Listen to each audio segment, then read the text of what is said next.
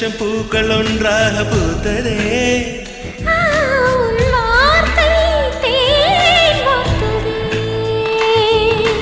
மௌனம் பேசியதே, குளிர் தென்றல் வீசியதே. ஏழை தேடிய ராணி நீ என்